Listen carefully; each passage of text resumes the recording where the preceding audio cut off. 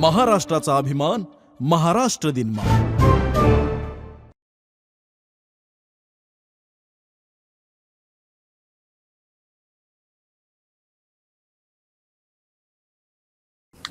सन्माननीय व्यासपीठ आणि उपस्थित सगळ्या बंधू भगिनींनो,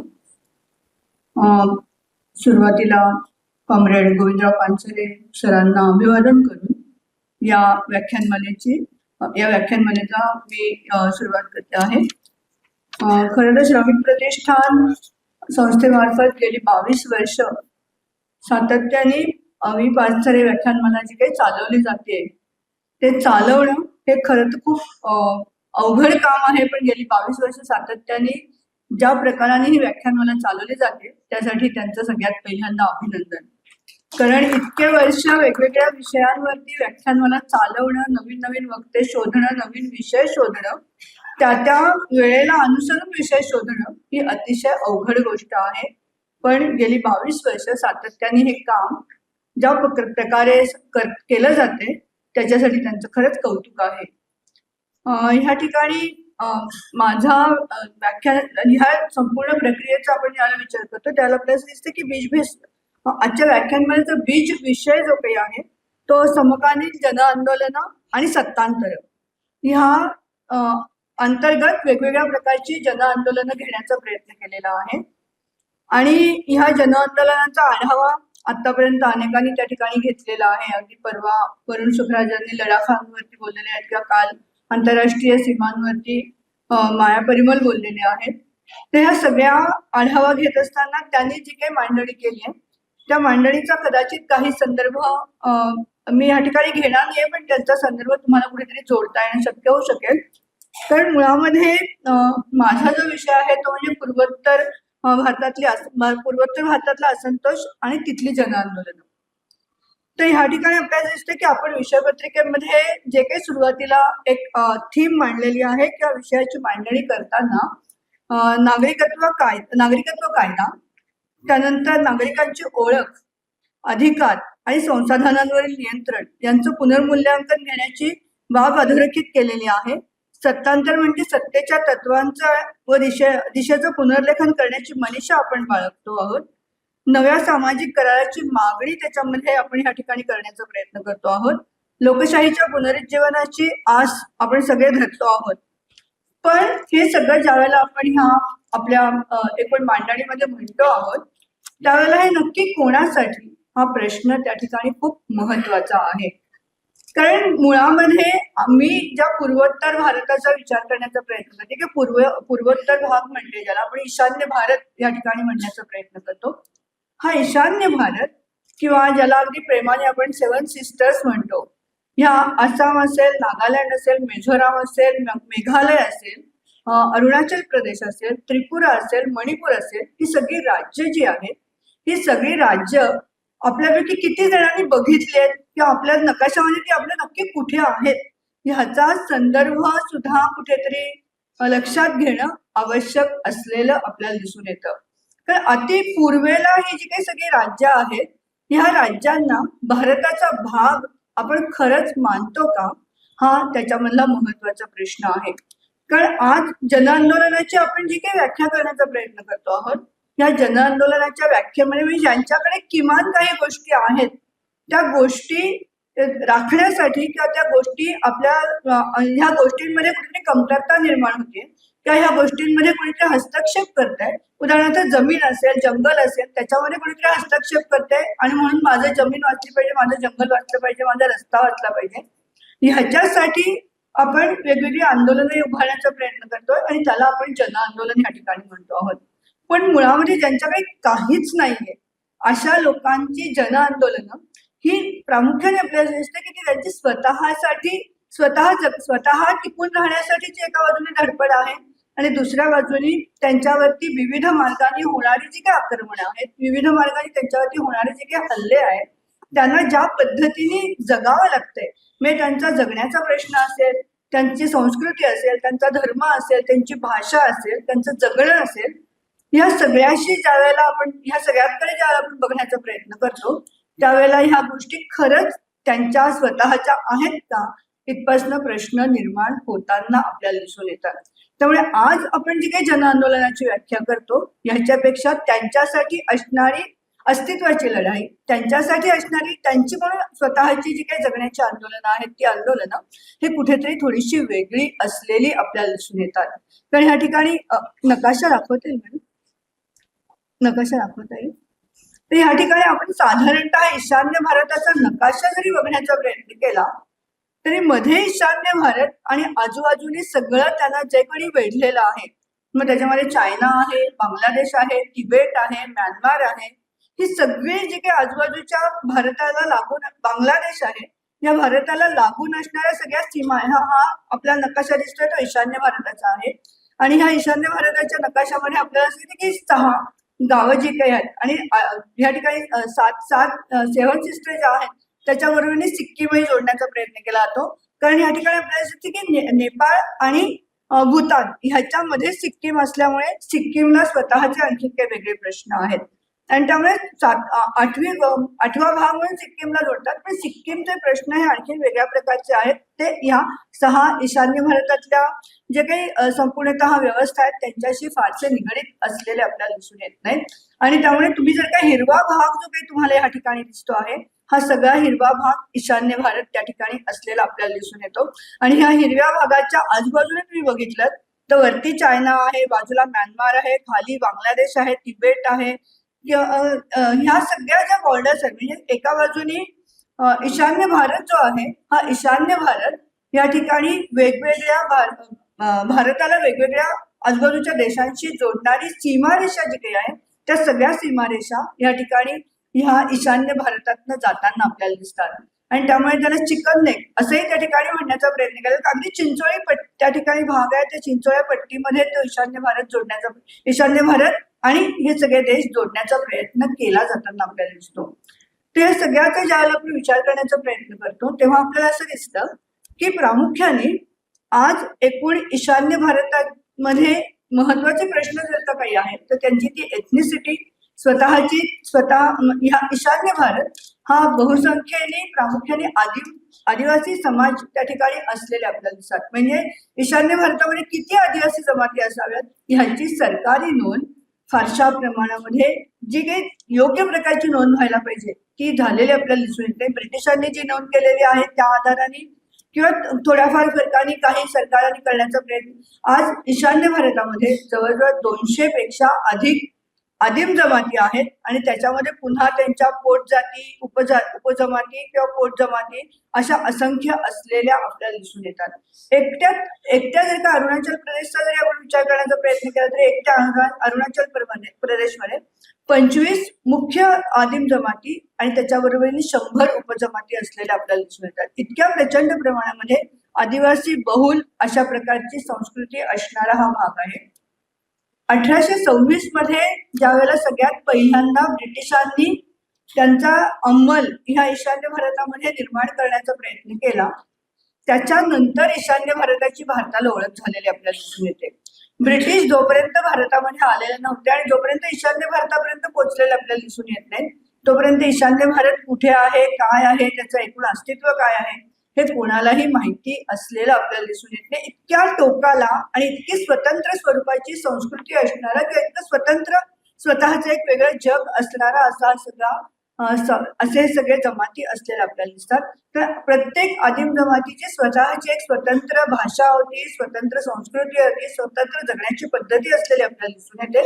त्यांच्या स्वतःच्या ऑटोनॉमस विलेजेस ज्याला आपण म्हणतो की स्वायत्त ज्याला आपण गावं म्हणतो अशी स्वायत्त गावं त्यांची त्या ठिकाणी असलेली आपल्याला दिसून येतात. आणि संपूर्णतः सगळे सामुदायिक निर्णय म्हणजे गावामध्ये काहीही करायचं असतं म्हणजे एखाद्याचं कोणाला मत द्यायचा म्हणजे आत्ता सुद्धा आजच्या घडीला सुद्धा कसं होतं की कोणाला मत द्यायचंय किंवा कोणाशी लग्न करायचंय कशा पद्धतीचे काही ज्या ठिकाणी निर्णय घ्यायचे सगळं गाव एकत्र येतं आणि गाव निर्णय घेताना आपल्याला दिसतं. एकटी व्यक्ती तिथे कधीही निर्णय आज सुद्धा घेताना आपल्याला दिसून येत नाही की त्या ठिकाणची परिस्थिती असलेली दिसते. आणि अशा संपूर्णतः आदिवासी संस्कृती, आदिवासी जगणं, आदिवासी समाज आणि एक स्वतःचं स्वतंत्र वेगळेपण असणं. म्हणजे अनेकदा ब्रिटिशांनी तर नागांना कुठेतरी काय म्हणायचं नागडे उघडे फिरणारे भूत अशा पद्धतीने ब्रिटिशांनी नागांचा उल्लेख काही काही ठिकाणी त्यांच्या लिखाणामध्ये केलेला आपल्याला दिसून येतो की ह्यांना कपडे म्हणजे ह्यांना काही कल्चरच नाही. जे काही ईशान्येमधले आदिवासी आहेत त्यांना कोणत्याही प्रकारचे कल्चर नाही, त्यांना स्वतःचं काही कसं वागलं पाहिजे, कपडे घातले पाहिजेत, ते सुसंस्कृतपणे वागलं पाहिजे, काही खातात म्हणजे अगदी वाटेल ते प्राणी खातात, वाटेल तसं जगतात, अतिशय हिंसक आहेत, अशा प्रकारे त्यांच्याकडे बघण्याचा प्रयत्न ब्रिटिशांनी केलेला आपल्याला दिसून येतो. तर असं संपूर्णतः हे ईशान्य भारताचं एक अतिशय टोक जे काही आहे की ज्याच्यापर्यंत आपण म्हणजे अनेकदा आपल्यापैकी काही जण ईशान्य भारतामध्ये गेले तर कुठपर्यंत जातात, मेघालय, आसाम, म्हणजे तिथे जायचं ट्रिपला एक 2-4 काहीतरी काझीरंगा आजूबाजूचे काहीतरी ठिकाणे, मग गुवाहाटी असेल, कामाक्षा मंदिर असेल, काझीरंगा असेल, असे काही ठिकाणे बघायचे, फोटो काढायचे आणि परत यायचे. त्या ठिकाणचे लोक जगतायत कसे, त्यांची संस्कृती काय आहे, त्यांचे जगण्याचे प्रश्न काय आहेत, याच्याशी आपला फारसा संबंध आपण कधीही जोडून घेण्याचा किंवा याची माहिती घेण्याचा आपण प्रयत्न करत नाही. एकूणच त्यांच्याबद्दल अतिशय त्रोटक माहिती त्या ठिकाणी आपल्याकडे असलेली आपल्याला दिसून येते. अगदी त्याच्यामध्ये मी सुद्धा सामील आहे, कारण मला सुद्धा काही खूप माहिती आहे त्याच्याबद्दलची, अशी मी अजिबात माझा दावा नाहीये. कदाचित माझ्या मांडणीमध्ये काही ठिकाणी त्रुटी राहण्याची शक्यता मी आधीच या ठिकाणी मान्य करते. पण ह्या संपूर्ण व्यवस्थेचा ज्यावेळेला आपण विचार करतो तेव्हा आपल्याला असं दिसतं की मुळामध्ये आज ज्या 7 भगिनी आपण म्हणण्याचा प्रयत्न करतो, या 7 भगिनी ज्या काही होत्या त्याच्यातल्या 4 मुख्यतः ज्या आहेत म्हणजे आसाम असेल, मेघालय असेल, मिझोराम असेल, त्याच्यानंतर आसाम आहे, मिझोराम आहे, नागालँड आहे आणि ह्या सगळ्या ज्या आहेत ही 3 राज्य जी आहेत ती आसाममधनं फुटून बाहेर पडलेली आपल्याला दिसून येतात आणि त्यामुळे आसामचे तुकडे झालेले आहेत आणि आसाममधनं ही वेगवेगळ्या प्रकारची राज्य त्या ठिकाणी अस्तित्वात आली. त्रिपुरा आणि मणिपूर मात्र पहिल्यापासून स्वतंत्र राज्य होती, ती कधी आसामचा भाग किंवा या ठिकाणी त्या आसामशी त्यांचे संगम सीमारेषा सगळीकडे सारख्या आहेत किंवा सीमारेषा एकमेकांना जोडलेल्या आहेत, पण आसाममध्ये ही सगळी राज्य जी आहेत ती आधी आसाममध्ये होती. मेघालय असेल, मेघालय असेल, मिझोराम असेल, नागालँड असेल आणि अरुणाचल प्रदेश असेल, ही सगळी या ठिकाणी आसाममधली असणारी राज्य आणि मग नंतर जिल्हे मध्ये बाहेर पडलेले आपल्याला सगळी त्यांची राज्य स्वतंत्र त्या ठिकाणी बनलेली आपल्याला दिसतात.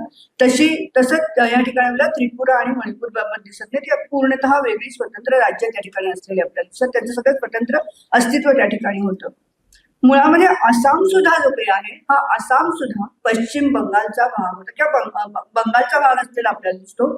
सुरुवातीचा बराच कमी साधारणतः ब्रिटिशां 17व्या-18व्या शतकाच्या शेवटी ब्रिटिशांना ज्यावेळेला असं वाटलं की ह्या ठिकाणी आसाम आणि बंगाल वेगळे केले पाहिजेत, कारण त्यांची संस्कृती, त्यांचं एकूण त्या ठिकाणची प्रशासकीय व्यवस्था असेल, त्यांचं प्रशासन असेल, त्यांच्यामध्ये असणारी वैविध्यपूर्णता असेल, त्यांच्यामध्ये संपूर्णतः जे काही वेगवेगळ्या प्रकारच्या गोष्टी एकमेकांशी रिलेटेड आहेत, या सगळ्यामध्ये असणारी जी काही वैविध्यपूर्णता आहे त्यामुळे आपल्याला बंगाल आणि आसाम या दोन्ही ठिकाणी प्रशासन करणं शक्य होणार नाही असं ज्यावेळेला ब्रिटिशांच्या लक्षात आलं त्यावेळेला त्यांनी बंगाल आणि आसामचे 2 वेगळे स्वतंत्र भाग त्या ठिकाणी केलेले आपल्याला दिसतात आणि मग बंगालमधनं आसाम बाहेर पडला आणि आसामचं स्वतंत्र राज्य त्या ठिकाणी निर्माण झालेलं आपल्याला दिसून येतं. या ठिकाणी आपल्याला असं दिसतं की आसाम असेल किंवा हे सगळे जे काही भाग आहेत म्हणजे ह्या ठिकाणी संपूर्णतः म्यानमार जो आहे, म्यानमारमधनं आसाममध्ये आपल्याला असं दिसतं की 6 दशक जवळजवळ 600 वर्ष अहम राजांची राजवट त्या ठिकाणी असलेली आपल्याला दिसून येते. हे अहम जे काही आहेत हे प्रामुख्याने आपल्याला म्यानमार किंवा ज्याला आज आपण म्यानमार म्हणतो, पूर्वीचा ब्रह्मदेश किंवा बर्मा जो आहे तिकडनं ह्या ठिकाणी सगळे अहम राजे जे आहेत ते प्रामुख्याने आसाममध्ये आलेले आपल्याला दिसतात आणि आसाममध्ये राज्य करण्याचा त्यांनी प्रयत्न केलेला आपल्याला दिसून येतो. या संपूर्ण प्रक्रियेचा ज्यावेळेला आपण विचार करण्याचा प्रयत्न करतो तेव्हा आपल्याला असं दिसतं की आसाममध्ये सुद्धा अप्पर आसाम आणि लोअर आसाम हे आसामचे 2 भाग त्या ठिकाणी ब्रह्मपुत्रेने 2 भाग आसामचे केलेले आपल्याला दिसून येतात, लोअर आसाम आणि अप्पर आसाम. तर अप्पर आसाम जो काही आहे ह्या अप्पर आसाममध्ये पूर्णतः अहम राजाची राजवट होती, तिथे सगळे संपन्नता ज्याला आपण म्हणतो संपन्नता होती, तिथे आधुनिक शेतीची काही प्रमाणामध्ये आधुनिक शेती केली जात असलेली आपल्याला दिसून येते किंवा ज्याला आपण स्थिर शेती म्हणतो, स्थिर स्वरूपाची शेती त्या ठिकाणी केली गेलेली आपल्याला दिसते.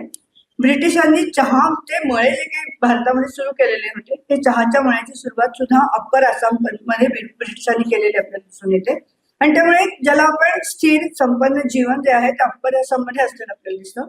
आणि त्याच्या उलट खालचा जो लोअर आसाम ज्याला आपण म्हणतो, खालच्या बाजूला असणारा जो काही आसाम आहे, तिथे मात्र वेगवेगळ्या प्रकारच्या आदिवासी जमाती राहत असलेल्या आपल्याला दिसतात. त्याच्यामध्ये त्यामुळे मग आपल्याला दिसते ज्यांना आपण बोडो बोडो आंदोलन तुम्ही सगळ्यांनी शब्द ऐकलेला असेल. तर या बोडो आंदोलनाची सुरुवात कशी झाली आणि एकूण बोडो जे काही आहेत, हे बोडो सगळे जे आहेत हे हा खालच्या लोअर आसाममध्ये राहत असलेले आपल्याला दिसून येतात. आणि ह्या लोअर आसाममध्ये राहत असणारे बोडो जे आहेत हे वेगवेगळ्या प्रकारचे आदिवासी त्या ठिकाणी आहेत. म्हणजे खासी असतील, गारो असतील, किंवा ह्या प्रकारचे अनेक जैतिया असतील, किंवा असंख्य वेगवेगळ्या प्रकारच्या आदिवासी जमाती ज्या होत्या त्या सगळ्या ह्या ठिकाणी राहत असलेल्या आपल्याला दिसून येतात. आणि कुठल्याही म्हणजे ईशान्य भारतात तुम्ही कुठेही गेलात तर आदिवासींची शेती करण्याची पद्धत तुम्ही बघितली तर तिथे झूम शेती केली जाताना आपल्याला दिसते. कारण ह्या ठिकाणी आदिवासींना कोणत्याही प्रकाराने ह्या ठिकाणी बैलांचा वापर केला पाहिजे, नांगराचा वापर केला पाहिजे आणि शेती केली पाहिजे अशी याची माहिती आदिवासींना कधीच त्या ठिकाणी असलेली आपल्याला दिसून येत नाही. त्यामुळे एका ठिकाणी ह्या वर्षी शेती केली तर पुढची शेती त्याच ठिकाणी ते करताना आपल्याला दिसून येत नाही. पुढची शेती दुसऱ्या कुठल्या तरी गावामध्ये आणि पुन्हा पहिल्यांदी ज्या ठिकाणी शेती केली असेल 7-8 वर्षांनी पुन्हा त्या गावामध्ये येताना आपल्याला दिसतात. त्यामुळे सातत्याने स्थलांतरित शेती ज्याला आपण म्हणतो अशी स्थलांतरित किंवा झूम शेती करण्याचा प्रयत्न या ठिकाणी आदिवासी कुठल्या ईशान्य भारतातील सगळे आदिवासी ह्या प्रकारची झूम शेतीच करताना आपल्याला दिसून येतात. आणि ह्या झूम शेती करण्यामुळे परिणाम असा झाला की अप्पर आसाम जो काही होता की ज्या ठिकाणी चहाचे मळे होते, स्थिर शेतीला सुरुवात झालेली होती, या ठिकाणी वेगवेगळ्या पद्धतीने मजुरांची गरज असलेली आपल्याला दिसते.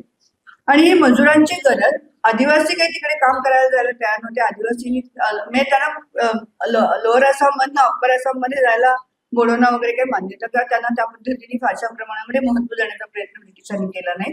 आणि त्यामुळे संपूर्णतः बंगाल असेल किंवा या ठिकाणी अगदी दक्षिणेकडे सुद्धा मद्रास पर्यंत ते बिहार असेल, मद्रास असेल, बंगाल असेल, अशा वेगवेगळ्या ठिकाणाहून संथाल असतील किंवा बिहारी असतील किंवा ह्या प्रकारचे लोक जे काही आहेत, ज्या ठिकाणी दुष्काळ मोठ्या प्रमाणावर होता अशा दुष्काळी भागातले मजूर किंवा अशा दुष्काळी भागातले लोक चहाच्या मळ्यामध्ये काम करण्यासाठी ब्रिटिशांनी ह्या अप्पर आसाममध्ये नेलेले आपल्याला दिसून येतात. आणि ह्या अप्पर आसाममध्ये ह्या सगळ्या वेगवेगळ्या प्रकारच्या मजूर म्हणून गेलेल्या लोकांची स्वतःची गावं वसायला लागलेली आपल्याला दिसतात. आणि मग ही गावं वसायला लागल्यानंतर आपोआपच एन्क्रोचमेंटचा भाग जो काही आपल्याला आहे तो काही आजचाच नाही, एन्क्रोचमेंट तेव्हापासून सुद्धा सुरू असलेली आपल्याला दिसून येते. आणि त्यामुळे मग ज्याला ह्यांची गावं वसायला लागली त्यावेळेला सगळ्यात पहिल्यांदा झूम शेतीची पद्धत आदिवासींमध्ये असल्यामुळे रिकामी दिसली जमीन की तिथे एन्क्रोचमेंट करा अशा पद्धतीने हे बाहेरचे जे मजूर गेलेले होते त्यांनी हळूहळू एन्क्रोचमेंट करायला सुरुवात केलेली आपल्याला दिसते. स्वतःची गावं तिथे वसवायला सुरुवात केलेली आपल्याला दिसून येते. आणि शेवटी प्रत्येक जण आपला आपला विकास त्या ठिकाणी करून घेतच असतो. आणि त्यामुळे हा सगळा विकास करत असताना म्हणजे बोडो जे काही होते या बोडोने सुद्धा स्वतः स्थिर शेती करायला हळूहळू पुढच्या काळामध्ये सुरुवात केलेली आपल्याला दिसते. आणि ते ज्या वेळेला स्थिर शेती करायला लागले त्यावेळेला मग हा शेती म्हणजे मग जमिनीचा प्रश्न मोठ्या प्रमाणामध्ये निर्माण झालेला आपल्याला दिसून येतो. आणि हा जो काही जमिनीचा प्रश्न त्याच्यामध्ये निर्माण झाला त्याच्यामधनं बोडो आणि बिगर बोडो यांच्यामध्ये मोठ्या प्रमाणामध्ये संघर्ष सुरू झालेले आपल्याला दिसून येतात. आणि त्यामुळे मग आपल्याला दिसते की बोडो आणि बिगर बोडो जे काही होते म्हणजे उदाहरणार्थ अहोम वगैरे जे काही त्या ठिकाणी आले होते किंवा हे जे बाहेरचे आलेले मजूर होते संथाल किंवा ह्या प्रकार, कारण संथाल सुद्धा त्या ठिकाणी आपल्याला दिसते की आदिवासीच आहेत, पण ते त्या ठिकाणी बोडो त्यांना आदिवासी मानायला तयार होते कारण ते थोडेसे ते मजूर जरी असले तरी ते सरकारबरोबर होते किंवा ब्रिटिशांबरोबर असलेले आपल्याला दिसतात. आणि त्यामुळे त्यांना त्या वेगळ्या प्रकारची वागणूक असलेली आपल्याला दिसते. आणि त्यामुळे मग आपल्याला दिसते की त्यांच्यावर सातत्याने जे काही संघर्ष खूप मोठ्या प्रमाणामध्ये सुरू झालेले आपल्याला दिसतात. हे संघर्ष सुरू झाल्यामुळे जमिनीचा प्रश्न असेल किंवा जमिनीच्या वादामधूनच प्रामुख्याने हे संघर्ष सुरू झालेले आपल्याला दिसतात. आणि त्याच्यामधनच बोडोलँडची मागणी त्या ठिकाणी पुढे आलेली आपल्याला दिसून येते.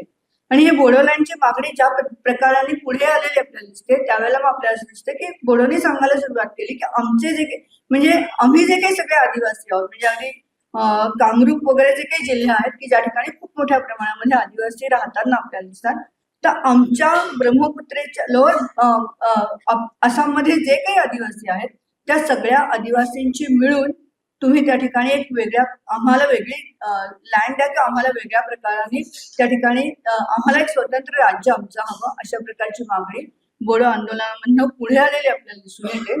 आणि मग ह्या ठिकाणी स्वतंत्र लँडची मागणी किंवा स्वतंत्र राज्याची असेल, स्वतंत्र जिल्ह्याची असेल, ही मागणी जर का थांबवायची असेल तर त्या ठिकाणी स्टेट ऑटोनॉमी जी काही आहे, ही स्टेट काउन्सिल ऑटोनॉमी जी आहे ती त्या ठिकाणी बोडोना देण्याचा प्रयत्न त्यावेळेला सरकारने केलेला आपल्याला दिसून येतो. पण त्या ठिकाणी जरी स्टेट ऑटोनॉमी दिलेली असली, स्टेट ऑटोनॉमी काउन्सिल जरी त्या ठिकाणी तयार केलेलं असलं, कारण स्टेट ऑटोनॉमी काउन्सिल तयार केल्यानंतर तो भाग स्वायत्त होताना आपल्याला दिसतो. मग त्यांच्या स्वतःच्या निवडणुका होतात, त्या ठिकाणी स्वतंत्र त्यांचं सरकार स्थापन होताना आपल्याला दिसतं. आणि एकदा स्टेट काउन्सिल आहे, स्टेट ऑटोनॉमी काउन्सिल तयार झाल्यानंतर आता आपले प्रश्न सोडवायला आपण समर्थ आहोत असं बोडोना वाटलं आणि त्यामुळे त्यांनी बोडोलँडची मागणी कुठेतरी मागे घेण्याचा प्रयत्न केलेला आपल्याला दिसून येतो. पण आसाम मध्ये असणारे अहोम जे काही होते फार हुशार असलेले आपल्याला दिसून येतात. त्यांनी ह्या ठिकाणी निवडणुकाच घेतल्या नाहीत, त्या संपूर्णतः काउन्सिल केला पण निवडणुकाच घेतल्या नाहीत. तर त्या ठिकाणी त्यांना जे वाटत होते अशा लोकांच्या नेमणुका त्या आसाम सरकारने किंवा अहोम सरकारने त्या ठिकाणी करण्याचा प्रयत्न केलेला आपल्याला दिसून येतो. आणि सरकारी नियुक्त्या किंवा सरकारला ज्यांना त्या ठिकाणी नियुक्त करावं असं वाटत होतं अशाच लोकांची नियुक्ती त्या स्टेट काउन्सिलवरती करण्याचा प्रयत्न झालेला आपल्याला दिसून येतो. आणि त्यामुळे सरकारच्या मर्जीमधली लोक तिथे निवडली गेल्यानंतर आपोआपच त्या ठिकाणी त्यांनी बोडोमध्ये फूट पाडण्याचा प्रयत्न केला. वेगवेगळ्या बोडो संघटना ज्या होत्या या बोडो संघटनांमध्ये फूट पाडण्याचा प्रयत्न हे जे कोणी नियुक्त केलेले जे कोणी प्रतिनिधी होते, या प्रतिनिधी आपल्याला मिळाले, मग आता ह्या बोडो आंदोलनामध्ये कशी फूट पडता येईल याचे प्रयत्न त्यांनी केलेले आपल्याला दिसून येतात. आणि त्याच्यामधून मग पुन्हा आणखी मग त्या ठिकाणी आसामी आणि बंगाली असते. त्यामुळे बांगलादेश म्हणणं आजचा बांगलादेश आहे, पूर्वीचा पूर्व बंगाल जो काही आहे तो काही प्रमाणामध्ये तिथे होता आसामच्या जवळच, कारण तिथनं खूप मोठ्या प्रमाणामध्ये निर्वासित जे आहेत हे रेफ्युजीज आहेत, निर्वासित आहेत, त्या ठिकाणी येत असलेले आपल्याला दिसून येतात बांगलादेशमधनं. कारण तिथेही त्यांच्या अनेक ह्या ठिकाणी वेगवेगळ्या प्रकारच्या संघर्षांना मजूर म्हणून येत असलेले आपल्याला दिसतात. अनेक संघर्ष चालू होते आणि मजूर म्हणून येत होते. अशा पद्धतीने अनेक रेफ्युजीज जे काही होते, हे निर्वासित जे काही होते हे बांगलादेशमधनं या ठिकाणी अगदी आसाम आणि बांगलादेशची बॉर्डर इतकी लागून आहे की त्या ठिकाणी कोणत्याही प्रकाराने आपल्याला त्याच्यामध्ये कुठे फरक करायचा हे लक्षात सुद्धा येत नाही, इतके बॉर्डर जोडून असलेले आपल्याला दिसून येतात. आणि मग अशा वेळेला आसामी आणि बंगाली ह्यांच्यामध्ये जे काही संघर्ष सुरू झालेला आपल्याला दिसतो, या आसामी आणि बंगाली संघर्षामध्ये मग प्रामुख्याने आपल्याला असं दिसतं की त्याच्यामध्ये मग बंगाली जे काही आहेत ते सगळे मुस्लिम आहेत आणि आसामी जे काही होते ते हिंदू असलेले आपल्याला दिसून येतात. त्यामुळे त्याला परत एक हिंदू मुस्लिम रंग देण्याचा प्रयत्न ह्या बोडो आंदोलनामध्ये सुद्धा झालेला आपल्याला दिसून येतो. आणि मग अहोम वगैरे जे काही होते ह्यांनी असामिया जे काही होते ह्या असामियांना पाठिंबा देण्याचा प्रयत्न केला, कारण त्यांना कोणत्याही परिस्थितीवर मुस्लिम नको होते, मुस्लिमांना तिथनं हकलून द्यायचं होतं. आणि त्यामुळे मग ह्या मुस्लिमांना हकलून देण्याची भूमिका म्हणून त्यांना नागरिकत्व देऊ नका, त्यांना ह्या ठिकाणी कोणत्याही पद्धतीने मजूर म्हणून ठेवू नका, अशा वेगवेगळ्या मागण्या त्या ठिकाणी सुरू झालेल्या आपल्याला दिसून येतात. आणि त्याच्यामधनं मग मोठ्या प्रमाणात ज्या वेळेला बोडोनी किंवा आसामियांनी या ठिकाणी मुस्लिमांवरती हल्ला किंवा बंगाली मुस्लिमांवरती हल्ला करायला सुरुवात केलेली आपल्याला दिसते, त्याला प्रत्युत्तर देण्याचा प्रयत्न अर्थातच बंगाली मुस्लिमांनीही केलेला आपल्याला दिसून येतो. आणि मग त्याला असू सारखी संघटना जी काही होती या असूने सांगण्याचा प्रयत्न केला की ह्या ठिकाणी हिंदू असू देत किंवा मुस्लिम असू देत, जे कोणी बाहेरनं ह्या आसाममध्ये आलेले आहेत किंवा आसाममध्ये जे येऊ पाहत आहेत, ह्या कोणत्या हिंदू मुस्लिम असा फरक न करता कोणत्याच प्रकारच्या निर्वासितांना तुम्ही ह्या ठिकाणी आसाममध्ये येऊन देऊ नका, अशी एक महत्वाची भूमिका असूने घेतली. पण असूनही फार काळ त्या ठिकाणी काही टिकून देण्याचा प्रयत्न केला गेलेला आपल्याला दिसून येते. आणि त्याच्यामधनं मग बोडो आंदोलन जे काही त्या ठिकाणी सुरू झालेलं आपल्याला दिसतं, ह्या बोडो आंदोलनामधनं आपल्याला असं दिसतं की संपूर्णतः ह्या म्हणजे आज सुद्धा बोडो आंदोलनाचं किंवा आजही त्या ठिकाणी खूप मोठ्या प्रमाणामध्ये काही बोडो लँडचा प्रश्न सुटलेला आहे, अशा प्रकारची परिस्थिती अजूनही नाही. दर काही दिवसांनी त्या ठिकाणी वेगवेगळ्या प्रकारचे संघर्ष, कोणातरी मृत्यू होत आहे, कोणाचा तरी संघर्षाला त्या ठिकाणी तोंड द्यावं लागतंय. सातत्याने एक प्रकारची अशांतता जी काही आहे ती अशांतता त्या भागामध्ये असलेली आपल्याला दिसून येते. कारण मुळामध्ये आर्थिक विकासाचा जो काही मुद्दा आहे हा आर्थिक विकासाचा मुद्दा खूप मोठ्या प्रमाणामध्ये असलेला आपल्याला दिसून येतो. तर ह्या आर्थिक विकासाचा ज्या वेळेला आपण विचार करण्याचा प्रयत्न बरं ह्या ठिकाणी आपल्याला की अप्पर आसाममध्ये जेवढ्या प्रमाणामध्ये शेतीचा विकास झाला, उद्योगधंदे आले, तेवढ्या प्रमाणामध्ये उद्योगधंदे असतील, शेतीचा विकास असेल किंवा नोकऱ्या असतील, हे त्या ठिकाणी लोअर आसाममध्ये झालेलं आपल्याला दिसून येत नाही. आणि त्यामुळे ह्या ठिकाणी आपल्याला असं दिसतं की आर्थिक विकास ज्यावेळेला शक्य होत नाही त्यावेळेला मग आर्थिक विकासाला बाजूला सरण्यासाठी किंवा आर्थिक विकासाकडे दुर्लक्ष व्हावं यासाठी मग भाषा असेल, वंश असेल किंवा एकूण जगण्याची पद्धत असेल किंवा भाषा आणि संस्कृती ह्याला कुठेतरी मग पुरवाण्याचा प्रयत्न केला जाताना आपल्याला दिसतो. आणि मग बोडोंची भाषा किंवा बोडोंचं संपूर्णतः जगणं, बोडोंची संस्कृती ह्याला कुठेतरी महत्व देण्याचा प्रयत्न त्या ठिकाणी सुरू झालेला आपल्याला दिसतो. आणि ह्या संपूर्ण व्यवस्थेमध्ये जे काही वेगवेगळ्या प्रकारची आंदोलनं चालू राहील, ती आंदोलनं आज सुद्धा खूप मोठ्या प्रमाणामध्ये होताना आपल्याला दिसून येतात. आणि आत्ताचं सरकार ज्या ठिकाणी आता आपल्याला असं दिसतं की ज्याला आपण रायटिस्ट सरकार किंवा भाजपचं सरकार ज्या ठिकाणी आलेलं आहे त्या ठिकाणी वेगवेगळ्या प्रकारच्या सोयी सुविधा द्यायच्या ह्या प्रकारची एक मानसिकता आता असलेली आपल्याला दिसून येते. त्यामुळे 6 शेड्यूल जे काही आहे या 6 शेड्यूलच्या बाबतीत सुद्धा आपण जर का विचार करण्याचा प्रयत्न केला तर ज्या ठिकाणी आपल्याला असं दिसतं की त्रिपुरा असेल, मेघालय असेल किंवा नागालँड असेल ह्या आणि आसाम असेल ह्या ठिकाणी 6 शेड्यूल देण्याचा प्रयत्न केलेला आहे. कारण 6 शेड्यूल मध्ये तुम्हाला वेगवेगळ्या प्रकारच्या स्वायत्तता ज्या आहेत त्या स्वायत्तता त्याच्यामधनं मिळताना आपल्याला दिसतात. 5th शेड्यूल मध्ये कोणत्याही प्रकाराने ज्याला आपण पेसा वगैरे म्हणतो, हे पेसा वगैरे या ठिकाणी 5th शेड्यूल मध्ये येताना आपल्याला दिसून येताना दिसतात. 6th शेड्यूल मध्ये ते येत नाही, पण तरी सुद्धा बऱ्याच प्रमाणात स्टेट ऑटोनॉमी असल्यामुळे आपल्याला काय हवंय हे ठरवण्याचा अधिकार या 6th शेड्यूल मधल्या लोकांना मिळताना आपल्याला दिसतो. आणि त्यामुळे सगळीकडे 6th शेड्यूल आणण्याचा प्रयत्न सरकारकडनं होताना म्हणजे केवळ आताचं सरकार नाही, काँग्रेस सरकार म्हणजे बोडोंमध्ये फूट पाडणे, बोडोलँडची वेगळी मागणी करा याच्यासाठी काँग्रेस सरकारनेच मोठ्या प्रमाणामध्ये बोडोंना फूस लावण्याचा प्रयत्न केलेला आपल्याला दिसून येतो. आणि त्यामुळे तुम्ही बोडोलँड म्हणजे ज्या वेळेला या ठिकाणी प्रफुल्ल महंतांचं सरकार आलेलं होतं, ते अहोमचं सरकार होतं, हिंदूंचं सरकार होतं आणि ते त्यांच्या विरुद्ध मग त्यांच्या विरुद्ध तुम्ही आंदोलन करा या प्रकारची फूस काँग्रेस सरकारने बोडोंना त्या ठिकाणी दिलेली आपल्याला दिसून येते. त्यामुळे जे कोणी सत्ताधारी असतात ते सत्ताधारी मग त्या वेळेला आपल्याला सोयीचे असतील ते निर्णय त्या ठिकाणी घेताना मग कधी 6th शेड्यूल असेल, कधी तुम्हाला स्वातंत्र्य हवं असेल किंवा स्वतंत्र राज्य हवं असेल तर त्या प्रकारची मागणी करा. अशा प्रकारे ठिकाणी ईशान्य भारतामध्ये झालेली आपल्याला दिसून येते. जसं आसाम मधल्या बोडो आंदोलनामधनं बोडो लँड अजून त्या ठिकाणी आलेले नाही, अजून बोडो आसाममध्येच आहेत, पण तरी सुद्धा ते फार काही सुखाने किंवा आनंदाने तिथे राहत आहेत अशा प्रकारची परिस्थिती असलेली आपल्याला दिसून येत नाही. त्यामुळे आपण या ठिकाणी आसाममधनं बाहेर पडलेली अन्य जी राज्य आहेत, नागालँड असेल किंवा मेघालय असेल किंवा अरुणाचल प्रदेश आणि मिझोराम असेल, यांच्याकडे ज्या वेळेला आपण वळण्याचा प्रयत्न करतो तेव्हा आपल्याला असं दिसतं की नागा जे काही आहेत ह्या नागांच्या सीमा सुद्धा संपूर्णतः म्हणजे नागा खूप वेगवेगळ्या ठिकाणी पसरलेत. म्हणजे ते जसे आसाममध्ये आहेत तसे म्यानमारमध्ये ही असलेले आपल्याला दिसतात, ते मणिपूरमध्ये सुद्धा आहेत आणि ह्या ठिकाणी आपल्याला की हिमालयाच्या एका विशिष्ट प्रकारच्या कारण नागांची वस्ती वगैरे ती सगळी डोंगराच्या टोकावर असलेली आपल्याला दिसते आणि सगळ्या डोंगराच्या टोकावरती मेजरली नागा राहताना आपल्याला दिसतात.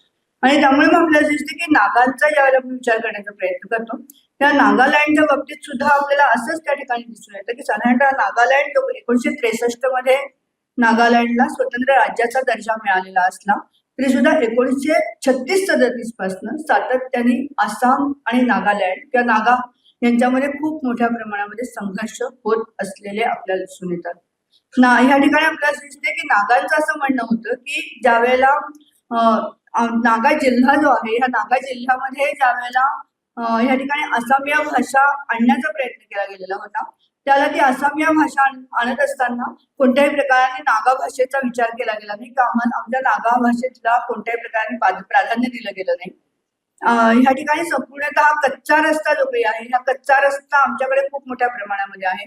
भात शेतीकडे आमच्या दुर्लक्ष केलं गेलं. आमची तरुण पिढी आता भात शेती करायला तयार नाही, कारण त्यांना या ठिकाणी कुठेतरी आधुनिक उद्योग हवे आहेत आणि आधुनिक उद्योग तर आमच्याकडे येत नाहीयेत. आणि त्यामुळे संपूर्णतः आपल्याला जसे की नागालँडची जी काही मागणी आहे भारतामध्ये ज्या ठिकाणी सगळे नागाला राहत आहेत त्या सगळ्या नागांना एकत्र करून त्यांची स्वतःची एक स्वतंत्र भूमी त्या ठिकाणी असली पाहिजे किंवा त्यांचं स्वतःचं एक स्वतंत्र राज्य त्या ठिकाणी असलं पाहिजे अशा प्रकारची मागणी सातत्याने नागांकडनं केली जाताना आपल्याला दिसते आहे. नागांनी सातत्याने आपल्याला त्या संपूर्ण म्हणजे त्यांची संस्कृती ते म्हणतात म्हणजे त्यांच्या 32 नागांच्या सुद्धा आपल्याला दिसते की एकट्या मणिपूरमध्ये नागांच्या 7 जमाती त्या ठिकाणी आहेत आणि एकूण नागालँडमध्ये सुद्धा आपल्याला दिसते की जवळजवळ 32 जमाती ज्या काही आहेत त्या 32 मुख्य जमाती नागालँडमध्ये राहताना आपल्याला दिसतात आणि मग पुन्हा पोटजात जमाती आहेत त्या उपजमाती त्या ठिकाणी असलेल्या आपल्याला दिसून येतात. आणि त्यामुळे मग आपल्याला दिसते की नागालँडमध्ये सुद्धा आपल्याला त्यांचं असंच म्हणणं होतं की आमची एक स्वतंत्र संस्कृती आहे, आमची स्वतंत्र भाषा आहे, आमचं स्वतंत्र जगणं आहे आणि आम्ही संपूर्णतः वेगवेगळ्या ठिकाणी पसरलेले आहोत आणि आम्हाला सगळ्या पसरलेले असून सुद्धा म्हणजे या ठिकाणी नागांना बघितलं तर भारतामध्ये जरी ज्यावेळेला नागा वेगवेगळ्या ठिकाणी आपल्याला दिसतात त्यावेळेला ते नागा असतात, पण ते ज्याला नागालँडमध्ये येताना आपल्याला दिसतात त्याला ते नागालँडमध्ये आल्यानंतर त्यांची ओळख ही नागा नसते, तर ती त्यांच्या जमातीप्रमाणे त्या ठिकाणी असलेली आपल्याला दिसून येते. म्हणजे माझी जमात जी काय असेल ती माझी नागालँडमधली ओळख असेल. अशा पद्धतीने सुरुवातीला नागालँडची निर्मिती होत असताना 11 जिल्हे त्या ठिकाणी तयार झाले. म्हणजे प्रत्येक जमातीचा स्वतःचा ज्याला अस्मितेचा प्रश्न आला, प्रत्येकाला आपली जमात कुठेतरी वेगळी असली पाहिजे किंवा आपल्याला काहीतरी वेगळ्या हक्क आणि अधिकार मिळाले पाहिजे. त्यामुळे आज नागालँडमध्ये 11 ते 16 जिल्हे त्या ठिकाणी झालेले दिसतात. इतका अस्मितेचा प्रश्न नागांच्या दृष्टीने तो महत्वाचा असलेला आपल्याला दिसून येतो. आणि त्यामुळे मग आपल्याला दिसते की नागालँडच्या अनुषंगाने सुद्धा संपूर्णतः त्यांनी स्वतः जे काही वेगवेगळ्या स्वरूपामध्ये म्हणजे स्वतःच एक स्वतंत्र एक आहे की नागालँड म्हणजे ज्याप्रमाणे आज मणिपूरकडे मी सगळ्यात शेवटी येणार आहे, पण मणिपूर असेल किंवा अन्य जी राज्य आहेत त्यांना भारतामधनं फुटून कुठेही वेगळं व्हायचं नाही. पण नागालँडच्या बाबतीत मात्र नागालँडला भारतामध्ये आम्ही राहायचं की नाही ह्याचा आम्ही विचार करू किंवा आम्हाला भारतामध्ये राहायचं नाही, आम्हाला आमचं स्वतंत्र वेगळंच राज्य त्या ठिकाणी हवंय का वेगळा देश हवाय, अशा प्रकारची मागणी नागालँडकडनं होताना आपल्याला दिसून येते.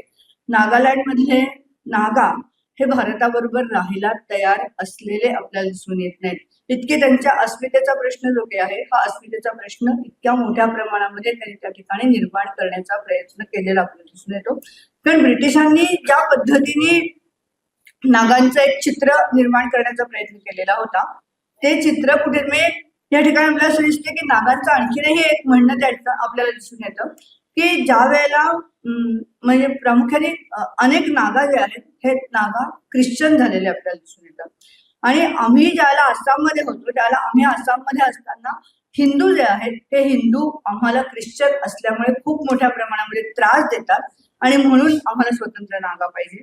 हा एक पहिला भाग त्यांनी मांडण्याचा प्रयत्न केलेला होता.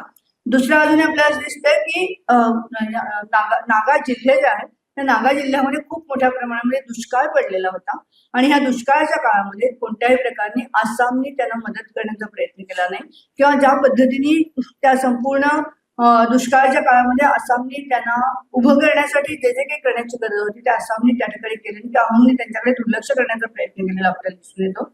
आणि त्यामुळे त्या संपूर्ण प्रक्रियेमध्ये मग आपल्याला असं दिसतं की नागांनी सातत्याने सांगितलेलं होतं की आमच्याकडे म्हणजे ते त्या रिलीफ जे काही त्यांचं व्यवस्था होती संपूर्णतः जे काही त्या दुष्काळ समिती ज्या होत्या त्या दुष्काळ समित्यांमध्ये काही प्रमाणामध्ये नागा होते पण आपल्याकडे लक्ष दिलं जात नाही असं म्हटल्यानंतर नागा त्याच्यातनं बाहेर पडले आणि त्यांनी सांगितलं की आम्हाला हे मान्य नाही. तिसऱ्या बाजूने आपल्याला दिसते की बघाशी सांगितलं तसं की कच्चे रस्ते आमच्याकडचे आहेत त्यांना कच्चे रस्ते सुधारण्याचा प्रयत्न केला जाताना आपल्याला दिसून येते. कोणते उद्योग आमच्याकडे येताना आपल्याला दिसून येते. ख्रिश्चनिटीचा मुद्दा तर नागा खूप मोठ्या प्रमाणामध्ये सातत्याने लावून धरताना आपल्याला दिसतात आणि म्हणून आम्ही ख्रिश्चन धर्म स्वीकारलेला असला तरी आम्ही कोणत्याही प्रकारे ख्रिश्चन म्हणजे आम्ही आमच्या जमातीचा जो काही आमची स्वतंत्र संस्कृती आहे ती सोडण्याचा प्रयत्न आम्ही कुठेही केलेला दिसून येत नाही. आम्हाला आमची संस्कृती तितकीच प्रिय आणि आमचे सगळे व्यवहार आमची भाषा असेल आमचे सगळे व्यवहार असतील आमचं सगळं जगणं असेल हे आमच्या पारंपरिक जमातीप्रमाणेच होताना आपल्याला दिसतात. त्यामुळे ख्रिश्चन म्हणून आम्हाला ज्या प्रकारे त्रास हिंदू ह्या ठिकाणी देत आहेत असं आम्ही हिंदू ज्या पद्धतीने देत आहेत त्याच्यामधनं म्हणून आम्हाला आता आसाममध्ये राहायचं नाही आणि आम्हाला स्वतंत्र नागालँड दिलं पाहिजे की आम्हाला स्वतंत्र नागा आमचं राज्य दिलं पाहिजे अशा प्रकारची मागणी मग त्या ठिकाणी नागांनी केलेली आपल्याला दिसते.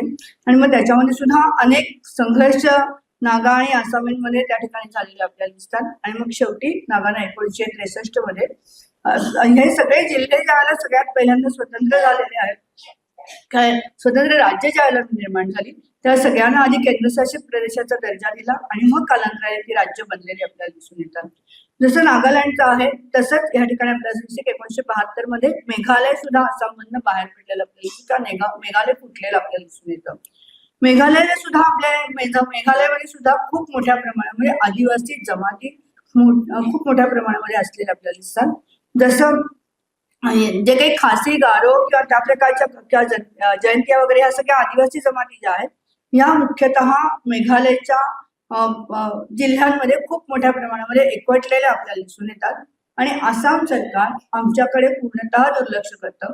आम्हाला ज्या पद्धतीने आसामचं म्हणून नागरिक म्हणून आम्हाला जी काही योग्य प्रकारची वागणूक आसामकडनं मिळण्याची गरज आहे ती वागणूक आम्हाला त्या ठिकाणी आसामकडनं मिळत नाही आणि आम्हाला खूप वेगवेगळ्या स्वरूपामध्ये त्रास देण्याचा प्रयत्न जो आहे हा त्रास देण्याचा प्रयत्न आसामकडनं होताना आपल्याला दिसतो आणि म्हणून आम्हाला सुद्धा स्वतंत्र व्हायचं. कारण एक राज्य स्वतंत्र होताना त्यांना दिसत होतं, नागांची मागणी, बोडोंचं आंदोलन त्यांना दिसत होतं, नागांचं आंदोलन दिसत होतं. त्यामुळे मेघालयही स्वस्त बसलेलं आपल्याला दिसून नाही की मेघालयमध्ये ज्या काही वेगवेगळ्या जमाती होत्या त्यांना सुद्धा असं वाटायला लागलं की आपण आपल्या अस्मिता टिकवायच्या असतील तर आपण सुद्धा स्वतंत्र असलं पाहिजे. आणि त्यामुळे मग 1972 सुरुवातीला केंद्रशासित प्रदेशाचा दर्जा आणि 1972ला या ठिकाणी मेघालय पूर्ण स्वतंत्र झालेलं आपल्याला दिसून येतं. अरुणाचल प्रदेश आणि मिझोरामचा प्रश्न जो काही आहे हा प्रश्न अतिशय गंभीर स्वरूपाचा असलेला ते स्वतंत्र सुद्धा 1987 मध्ये स्वतंत्र राज्य म्हणून ते अस्तित्वात आलेले आपल्याला दिसतात.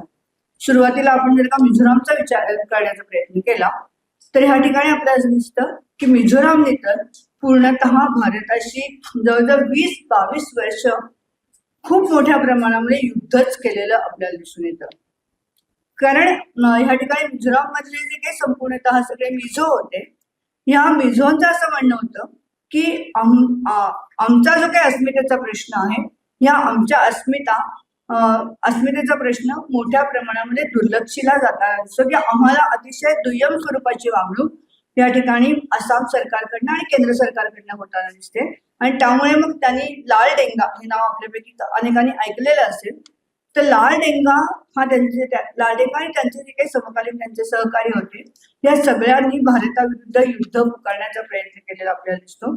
आणि हे युद्ध पुकारत असताना प्रामुख्याने आपल्याला दिसतं की त्यांनी खूप मोठ्या प्रमाणामध्ये पूर्वीचा पूर्व बंगाल म्हणजे जो पाकिस्तानमध्ये असलेला आपल्याला दिसतो स्वातंत्र्यपूर्व काळामध्ये या स्वातंत्र्यपूर्व काळामध्ये या पूर्व बंगालची मोठ्या प्रमाणामध्ये मदत घेऊन भारताशी युद्ध करण्याचा म्हणजे युद्धसदृश परिस्थिती निर्माण करण्याचा प्रयत्न मिझोनी केलेला आपल्याला दिसून येतो. संपूर्णतः लष्करी म्हणजे त्यांनी कारण काय सांगितली या ठिकाणी आम्हाला का मिझो स्वतंत्र राष्ट्र हवंय तर त्या ठिकाणी आपल्याला दिसतंय की या ठिकाणी मिझो जे काही आहेत हे मिझो भारताच्या सैन्यामध्ये असलेले आपल्याला दिसतात आणि कोणत्याही प्रकारचं कारण न देता मिझोना त्या ह्या सैन्यामधनं काढून टाकलेलं आपल्याला दिसून काही कारण दिलं नाही आणि त्यांना काढून टाकलं आणि त्याशिवाय त्यांच्या पुनर्वसनाचा जो काही प्रश्न आहे हा पुनर्वसनाच्या प्रश्नाकडे पूर्णतः दुर्लक्ष करण्याचा प्रयत्न केलेला होता मिझोच्या आणि त्यामुळे मिझो त्या ठिकाणी नाराज झालेले आपल्याला दिसून येतात. दुसऱ्या बाजूने जसा दुष्काळाचा भाग या मेघालयच्या बाबतीत तसा दुष्काळ त्या ठिकाणी पडलेला असताना दुष्काळामध्ये आम्हाला मिझोला सुद्धा मदत करण्याचा प्रयत्न आसामने केलेला नव्हता. अशी वेगवेगळी कारणं ते मुख्यतः ज्यावेळेला मिझो सैनिकांना बाहेर काढण्याचा प्रयत्न झाला त्याला जे काही सैनिक त्याच्यामधनं बाहेर पडले कारण ह्या ठिकाणी आपलं असं की मिझो नॅशनल फ्रंट नावाची एक स्वतंत्र संघटना लालडेंगाने त्या काळामध्ये निर्माण करण्याचा प्रयत्न केला आणि ह्या मिझो नॅशनल फ्रंटच्या द्वारा सरकारशी सातत्याने वेगवेगळ्या प्रकाराने बोलणी करण्याचा प्रयत्न असेल किंवा आपल्या भूमिका मांडण्याचा प्रयत्न असेल हा लालडेंगा आणि त्याचे सहकारी करत असलेले आपल्याला दिसतात. पण भारत सरकारने कोणत्याही प्रकारनी त्यांच्या प्रश्नांकडे ज्या गांभीर्याने बघण्याची गरज होती त्या गांभीर्याने बघण्याचा प्रयत्न केलेला आपल्याला दिसून येत नाही. सातत्याने त्यांना डावलण्याचा प्रयत्न जो काही आहे हा भारत सरकारने त्या ठिकाणी केलेला आपल्याला दिसतो आणि त्यामुळे मग आपल्याला दिसते की विशेषतः सैनिकांना ज्याला काढून टाकलं त्यावेळेला त्यांचा आणखीन अपमान त्या ठिकाणी झालेला होता की मिझो हे लढाऊ आहेत किंवा ते लढवई आहेत आणि तरी सुद्धा कोणतेही कारण न देता त्यांना काढून टाकता. मग ते सैन्यातनं बाहेर पडलेले मिझो जे काही होते सैनिक त्यांनी मग वेगवेगळ्या स्वरूपामध्ये MNFचे किंवा मिझो नॅशनल फ्रंटचे जे काही तरुण मुलं होती त्यांना लष्करी शिक्षण द्यायला किंवा गनिमी काव्याने कशा पद्धतीने भारताचे लढायचं याचं एक प्रशिक्षण द्यायला सुरुवात केलेली आपल्याला दिसते. आणि त्याच्यासाठी मग पूर्व बंगाल जे काही आहे, या पूर्व बंगालमध्ये जाऊन त्या प्रकारचं प्रशिक्षण घेणं, त्याच्यासाठी आपल्याकडची काही मुलं तिकडे पाठवणं, त्यांना तयार करणं, आणि संपूर्णतः ईशान्य भारतामध्ये जंगल जे काही आहे, ही जंगलं इतक्या मोठ्या मोठ्या प्रमाणामध्ये असलेली आपल्याला दिसून येतात की ह्या जंगलांवरचा अधिकार हा सुद्धा त्या ठिकाणी महत्वाचा मुद्दा होता की इतकी जंगलं आम्हाला मिळाली पाहिजेत, आमच्या मालकीची, आमच्या राज्यामध्ये इतकी जंगलं, 10 जंगलं आली पाहिजेत, 50 जंगलं आली पाहिजेत, अशा प्रकारच्या मागण्या सुद्धा त्या ठिकाणी ह्या सगळ्या आसाममधनं बाहेर पडत असताना वेगवेगळ्या त्या आदिम जमातीने केलेल्या आपल्याला दिसून येतात. आणि त्यामुळे मग आपल्याला दिसते की ह्या संपूर्ण प्रक्रियेमध्ये मग वेगवेगळ्या जंगलांमधला सुद्धा म्हणजे पूर्व बंगाल आमचं जर का तुम्ही बघितलं तर ढाका आणि हे आपल्या म्हणजे संपूर्णतः कलकत्ता असेल, सुंदरबन असेल, ह्या सगळ्या भागांमध्ये जंगलं तुम्ही बघितले तर खूप मोठ्या प्रमाणामध्ये जंगलं तिथे असलेले आपल्याला दिसून येतात. आणि ह्या जंगलांमधनं ट्रेनिंग देणं सहज सोपं असलेलं आपल्याला दिसून येतं. आणि त्यामुळे तरुण मुलांना जंगलामध्ये ट्रेनिंग देऊन त्यांना सशस्त्र संपूर्णतः करण्याचं काम किंवा ह्या ठिकाणी ते एक लढाऊ सैन्य तयार झालं पाहिजे, आपली एक सैनिकांची फळी तयार झाली पाहिजे, असा प्रयत्न लालडेंगा आणि त्यांच्या सगळ्या सहकार्याने केलेला आपल्याला दिसून येतो. आणि त्याचबरोबर आपल्याला असं दिसतंय की ह्या ठिकाणी संपूर्णतः एक वेगळ्या प्रकारची म्हणजे त्यांनी मिझोरामने तर स्वतः म्हणजे 1936-37च्या सुमारास किंवा 1947 मध्ये सुद्धा आपल्या दोनदा-तीनदा त्यांनी असा प्रयत्न केला की आमचं स्वतंत्र राज्य निर्माण झालेलं आहे, मग त्यांनी स्वतःचा झेंडा असेल, स्वतःचा झेंडा त्या ठिकाणी तयार करण्याचा प्रयत्न केला, स्वतःची राज्यघटना जी आहे ती मिझोरामने स्वतःची राज्यघटना तयार करण्याचा प्रयत्न केला. आणि त्या ठिकाणी मग राज्यघटना तयार करत असताना किंवा स्वतःचं स्वतंत्र राज्य कसं आम्ही निर्माण केलं आणि कसं आम्ही चालवतोय, तर अमेरिकन धर्तीवरती किंवा अमेरिकन मध्ये कसे सिनेट असते किंवा या ठिकाणी निवडून आलेले प्रतिनिधी असतात, त्या प्रकारे 3 टप्प्यांमध्ये मग त्यांनी अमेरिकन सिनेट सारखे किंवा अमेरिकन संसदेसारखी संपूर्णतः व्यवस्था निर्माण केली आणि अमेरिकन धर्तीवरती अध्यक्षीय पद्धत त्यांनी या संपूर्णतः मिझोराममध्ये आणण्याचा प्रयत्न केला. आणि आम्ही एक स्वतंत्र राज्य आहोत अशी घोषणा लालडेंगाने करून टाकली आणि आम्ही आमच्या स्वतंत्र राज्याला भारताने मान्यता देऊ का नाही देऊ, पण आम्ही स्वतंत्र राज्य असं त्यांनी स्वतःच ठरवून टाकलं. मग ज्यावेळेला ते मान्य होईना त्यावेळेला मग आसाम मधल्या वेगवेगळ्या ज्या काही सरकारी कचेऱ्या होत्या, प्रशासकीय अधिकारी होते किंवा किंवा केंद्र सरकारमधले अधिकारी असते, कारण मोठ्या ह्या ठिकाणी आपल्याला दिसते की 1962 भारत पाकिस्तानचं युद्ध आणि 1965 चीनचं युद्ध ह्याचा फायदा लालडेंगाने घ्यावा असं त्यांच्यावर सातत्याने प्रेशर होतं. आणि त्या ते प्रेशर तुम्ही भारत सरकारवरती आणा म्हणजे मग आपल्याला लवकर स्वातंत्र्य मिळेल अशा प्रकारची मानसिकता त्या ठिकाणी मिझो लोकांची तयार झालेली आपल्याला दिसते. आणि लालडेंगावरती त्या प्रकारचं प्रेशर त्यांनी सातत्याने आणण्याचा प्रयत्न केलेला आपल्याला दिसतो. परंतु ह्या ठिकाणी आपल्याला दिसतं की तरी सुद्धा हे जे काही प्रेशर त्या ठिकाणी आणण्याचा प्रयत्न झाला, लालडेंगाने सुरुवातीला सांगितलं की आपण ते स्वतंत्र झालेले आहोत आणि त्यामुळे आपल्याला काही गरज नाही, भारत सरकारने आपल्याला स्वातंत्र्य दिलं का नाही, आपल्याला स्वतंत्र राज्य डिक्लेअर करू नको करू, आपण आपल्याला स्वतंत्र राज्य म्हणून डिक्लेअर केलेलं आहे, अशी भूमिका त्या ठिकाणी प्रामुख्याने लालडेंगाची असलेली आपल्याला दिसून येते. मधल्या काही काळामध्ये संपूर्णतः आपल्याला दिसते की युद्ध झाल्यानंतर ईशान्य भारतावरती किंवा आसामच्या सीमांवरती वेगवेगळ्या स्वरूपामध्ये भारताचं सैन्य जे काही आहे, मग सुरक्षा दल असेल किंवा आर्मी असेल किंवा ह्या प्रकारचे जे काही वेगवेगळ्या प्रकारचे सैन्य होतं, हे सैन्य या सगळ्या ईशान्य भारताच्या अनेक बॉर्डर्सवरती विशेषतः आसाम बॉर्डरवरती भारत सरकारने तैनात केलेलं आपल्याला दिसून येतं. आणि त्यामुळे भारत सरकारच्या सैन्याबरोबर लालडेंगांचे सातत्याने संघर्ष व्हायला लागलेले आपल्याला दिसून येतात. आणि ह्या सगळ्या संघर्षांमधनं मग तिथल्या पोलीस चौक्या जाळून टाका किंवा तिथल्या अधिकाऱ्यांना त्रास द्या, सैनिकांना गोळ्या घालून मारून टाका, अशा प्रकारचे हिंस्त्रक प्रकार जे काही आहेत हे हिंस्त्रक प्रकार त्या भागामध्ये वाढायला लागलेले आपल्याला दिसून येतात. म्हणजे ऐझवाल सारखं जे काही मिझोराम मधलं त्यांची राजधानी आज असलेली आपल्याला दिसते, त्या काळातही त्यांनी ते राजधानीचं स्वरूपच ऐझवालला दिलेलं आपल्याला दिसून येतं. त्या ठिकाणी एक दहशत निर्माण करण्यासाठी किंवा भारत सरकार तुम्हाला जुमानत नाही हे दाखवण्यासाठी भारत सरकारने ऐझवालवरती मोठ्या प्रमाणामध्ये एक ज्याला आपण एअर हल्ला म्हणतो, हा विमान हल्ला त्या ठिकाणी मोठ्या प्रमाणाने करण्याचा प्रयत्न केला आणि आपली एक दहशत त्या ठिकाणी निर्माण करण्याचा प्रयत्न केला. पण हे सगळे मिझो सैनिक इतके तयार झालेले होते की त्यांना काही फार फरक पडला नाही आणि मग सातत्याने संघर्ष करत लालडेंगांना हेरगिरीच्या म्हणजे ते पूर्व पाकिस्तानमध्ये जाऊन भारतातल्या बातम्या फोडतात वगैरे या कारणासाठी लालडेंगांना भारत सरकारने पकडलंही, नंतर सोडूनही दिलं. लालडेंगांशी भारत सरकारचे संबंध हे कधी मैत्रीचे, कधी विश्वासाचे, कधी शत्रुत्वाचे असे वेगवेगळ्या पातळ्यांवरती लालडेंगांचे संबंध भारत सरकारचे राहिलेले आपल्याला दिसून येतात. आणि शेवटी ज्या वेळेला या ठिकाणी शांतता करार झाल्याशिवाय हा प्रश्न सुटणार नाही असं ज्या वेळेला भारत सरकारच्या लक्षात आलं, त्याला फायनली त्या ठिकाणी 1972 मध्ये सगळ्यात पहिल्यांदा केंद्रशासित प्रदेश म्हणून मिझोरामला दर्जा दिला आणि 1987 मध्ये मिझोरामला पूर्ण राज्याचा दर्जा देण्याचा प्रयत्न भारत सरकारकडनं झालेला आपल्याला दिसून येतो. अरुणाचल प्रदेशचा प्रश्न तर आणखीनच वेगळा त्या ठिकाणी असलेला आपल्याला दिसून येतो, कारण अरुणाचल इतकं पूर्वेला आहे त्या ठिकाणी आपल्याला दिसून येतं की चीन म्हणजे ईशान्य भारताचा, या मगाशी मी सांगायचं राहिलं माझं, ईशान्य भारतामधले सगळे जे काही आदिवासी आहेत त्या ईशान्य भारतामधले लोक जे काही आहेत हे स्वतःला मंगोलियन वंशाचे मानताना आपल्याला दिसतात. द्रविडियन वंशाबद्दल त्यांना अजिबात आकर्षण नाही की आपण भारतातले सगळे द्रविडियन आहोत, म्हणजे कोणतरी परके आहोत, अशा प्रकारची मानसिकता त्या ठिकाणी संपूर्णतः ईशान्य भारतातल्या लोकांची असल्यामुळे प्रामुख्याने आपल्याला दिसते, कारण त्यांचं दिसणं असेल किंवा त्यांचं एकूण संस्कृती असेल, त्यांची भाषा असेल, त्यांचं सगळं वागणं असेल हे मंगोलियन संस्कृतीशी जोडणारं असलेलं आपल्याला दिसून येतं. आणि त्यामुळे मंगोलियन संस्कृतीशी ते जोडणारं असल्यामुळे साहजिकच तिबेट असेल किंवा थायलंड असेल किंवा मंगोलिया असेल किंवा चीनचा काही भाग असेल याच्याबद्दल त्या ठिकाणी आकर्षण, म्यानमार असेल साहजिकच त्यांना आकर्षण, कारण ते मंगोलियन वंशाचे सगळे असल्यामुळे त्यांना आकर्षण त्या प्रकारचं असलेलं आपल्याला दिसून येतं. आणि म्हणून आपल्याला दिसते की अरुणाचल प्रदेश सारखा भाग जो काही आहे, या अरुणाचल प्रदेशमध्ये इतकी विरळ लोकवस्ती, म्हणजे काही काही गावात 17 लोक राहतात त्या गावात, इतकी विरळ लोकवस्ती अरुणाचल प्रदेशची असलेली आपल्याला दिसून येते. कारण संपूर्णतः एक दुर्लक्षित भाग तर तो आहे, पण या ठिकाणी मॅकमोहन लाईन ब्रिटिशांनी जे काही मांडण्याचा प्रयत्न, म्हणजे ज्या वेळेला ब्रिटिशांनी सगळ्यात पहिल्यांदा ज्याला ब्रिटिश भारत म्हणतो आपण, त्या ब्रिटिश भारतामधनं ब्रिटिश भारत आणि तिबेट यांच्याबरोबर काही करार करण्याचा प्रयत्न ब्रिटिश अधिकाऱ्यांनी ज्यावेळेला केला त्यावेळेला ती मॅकमोहन लाईन त्यांनी मारण्याचा प्रयत्न केलेला आपल्याला दिसतो.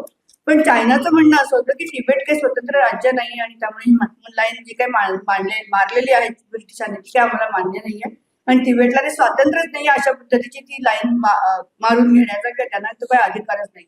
त्यामुळे हे सगळं जे काही आहे ते बेकायदेशीर आहे आणि आम्ही ते मान्य करत नाही अशा प्रकारची एक मानसिकता. आणि अजूनही आज सुद्धा आपल्याला असं दिसते की अनेक अरुणाचल प्रदेशमध्ये इतक्या वेगवेगळ्या प्रकारच्या जमाती आहेत आणि तिबेट जवळ असल्यामुळे ज्याप्रमाणे आदिम संस्कृती आहे त्याप्रमाणे बौद्ध धर्माचा काही ना काहीतरी एक थोडा परिणाम, कारण दलाई लामा वगैरे तिबेटचा असल्यामुळे आणि दलाई लामांचा एक प्रभाव या अरुणाचल प्रदेशमध्ये सुद्धा असलेला आपल्याला दिसून येतो.